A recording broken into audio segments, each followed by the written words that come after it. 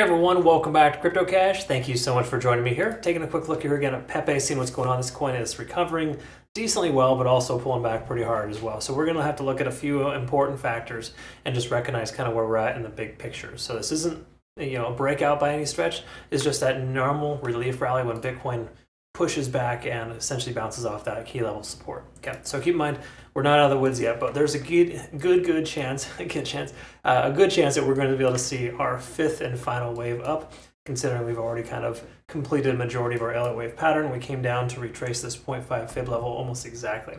So it's a pretty good little situation. Let's take a look at some PEPE liquidation levels and kind of go from there. If you're new to the channel, welcome aboard too, by the way. Comment below, like, subscribe, and follow if you haven't yet already. Greatly appreciate that.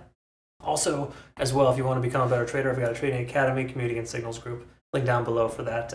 We actually secured some nice profits yesterday, and all of our trades we took recently are all averaged out to be perfectly in profit right now at this moment. So it's nice to see that. Consider adjusting your stop losses higher if you're curious, or sorry, more so if you're worried about that. PEPE isn't one of those trades, but I've been considering a trade for this for a while. Our community's been trading the heck out of PEPE, so it's really cool to see that. And what we want to look at is lower liquidation levels and just kind of clarify that there's a ton between this 1.2 and 1.3. I've talked about that previously. That's still a thing.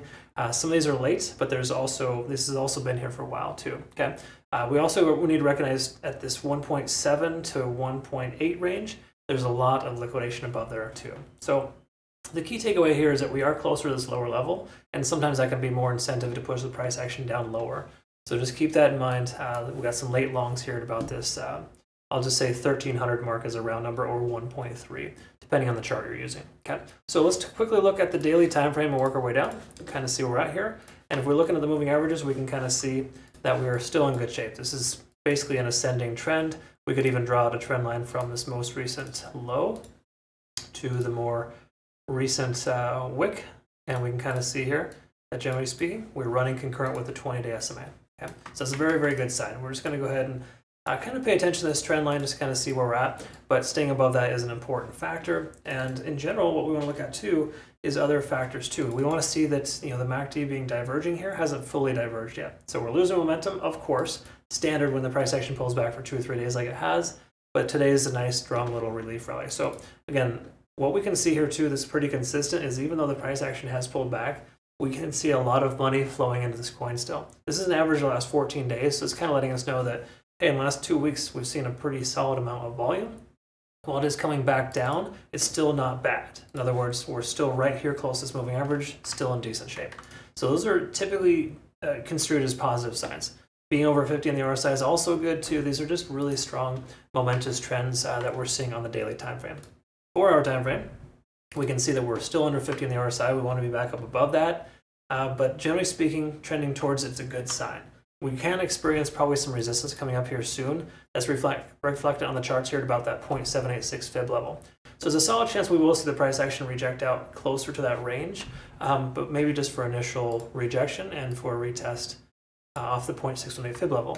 Let's talk about that here in a minute, but I want to clarify that we have a strong MACD convergence here that's forming, and then stochastic RSI also swinging up. Those are all favorable signs here, generally looking to be very positive. Okay.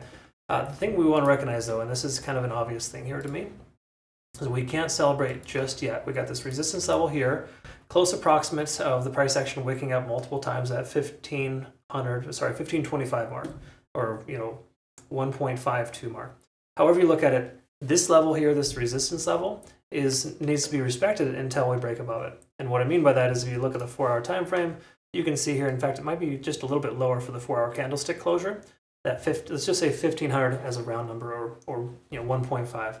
That level, that range, is going to work as a potential resistance level. So until we close above that, I don't think we should be super happy. Okay, in other words, don't celebrate prematurely just yet, because getting above that level, we need to treat it like a resistance level. Okay, I'm mentioning that because it's running concurrent as well with the 50-day SMA on the 4-hour time frame. That's an important thing to recognize. But generally speaking, getting above that level is going to be important. Now, it might just blast through it and not even consider it. But there's a solid chance that this little range here between 15-1525, that's going to be an area of resistance. Okay. Again, we can tell it has already worked as one previously, so we got to anticipate it doing so moving forward. We also got to recognize too with the Ichimoku cloud, we're not above the cloud yet. While lagging span is trying to break free from the price action, conversion line isn't even above the baseline yet. These are three signs letting us know that a long position is not viable at this point. So again, the way that you want to confirm a long position is when the price action breaks free from the cloud. So we get a closure somewhere over here.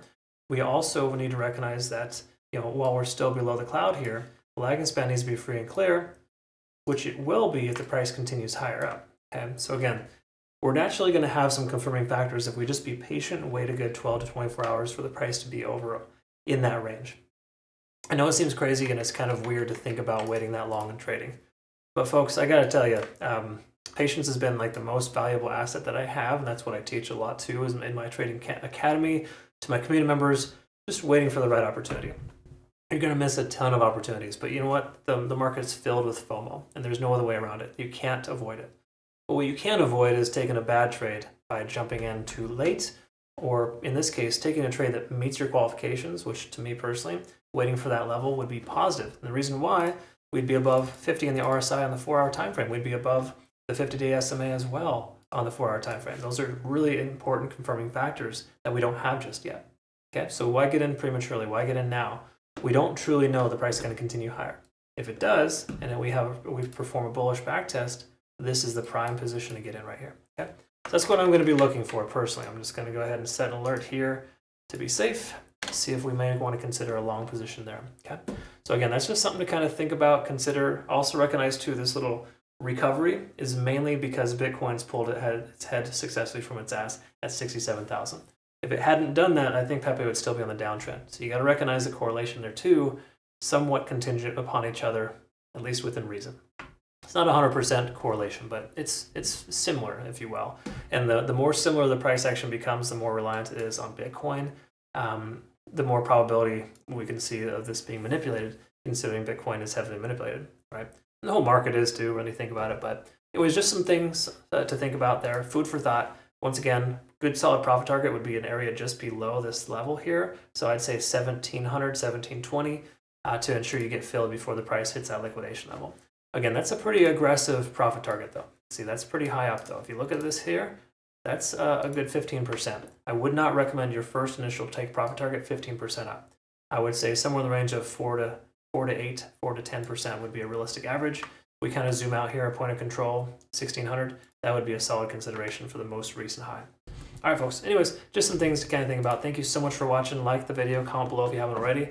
Join us over on Twitter, Telegram, Discord. I've got YouTube and TikTok Shorts now too as well, and a really awesome Discord community here. So thanks again so much, folks. We'll look forward to seeing the next one. Have a great rest of your day. Take care.